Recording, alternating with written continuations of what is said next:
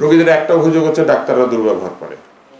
কোন ডাক্তার দুর্ব্যবহার করেন? ডাক্তার আসলে থাকেন রোগীর চাপের মধ্যে, এত বেশি চাপের মধ্যে থাকেন যে তিনি তার আত্মীয় স্বজন, বন্ধু বান্ধব, নিজের স্ত্রীর সাথেও দুর্ব্যবহার করেন। একটা ডাক্তারকে যদি আপনি ওভার ওয়ার্ক করান, একজন ব্যক্তিত্ব, সে একজন মানুষ, সে যদি 8 ঘন্টার জায়গায় 16 ঘন্টা, 16 ঘন্টার জায়গায় 18 ঘন্টা কাজ করে, এই ডাক্তারের ব্যবহার কোনোদিন ঠিক হবে না। আমরা এই জন্য বারবার বলেছি যে জনবল নিয়োগ করতে হবে। একই ডাক্তারকে আপনি সকালে শিফটেও কাজ করাবেন, আবার তাকে দুপুরবেলা রেখে দিবেন, অথবা দুপুরবেলা ফেরত দিয়ে তাকে আবার রাত্রেবেলা নাইট করতে বলবেন।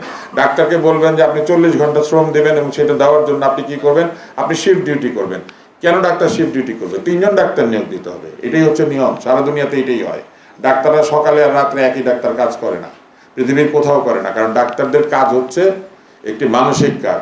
ডাক্তার যে শুধুমাত্র হাতে চিকিৎসা করেন তা না, তিনি একটা রোগ নিয়ে ভাবেন, সেই রোগটার কত রকমের রোগ হতে পারে, একটি লক্ষণ থেকে কত ধরনের রোগ থেকে এই লক্ষণটা হতে পারে, সেটা নিয়ে তিনি চিন্তা করেন। আমরা যখন বলি মাথা ব্যথা, সাধারণ রোগীর কাছে এটা হচ্ছে প্যারাসিটামল, কিন্তু ডাক্তারের কাছে মাথা ব্যথা মানে শুধু প্যারাসিটামল না। ডাক্তার চিন্তা করেন যে মাথা ব্যথা কেন হয়েছে, কতগুলি রোগের কারণে হতে পারে, কি ওষুধ দিয়ে হতে পারে, কি কি পরীক্ষা হতে পারে, এবং সেই পরীক্ষাগুলি তাকে লিখতে হয়, ওষুধটা চিন্তা করতে হয়, রোগের বয়স থেকে শুরু করে রোগীর যে পেশা সেটা পর্যন্ত চিন্তা করতে হয়। একটা রোগীকে ওষুধ লেখার সময় কম দামে ওষুধ লিখবেন না বেশি দামের ওষুধ লিখবেন, সেটাও চিন্তা করতে হয়। কিন্তু আমাদের স্বাস্থ্য ব্যবস্থা সেইভাবে তৈরি হয় নাই।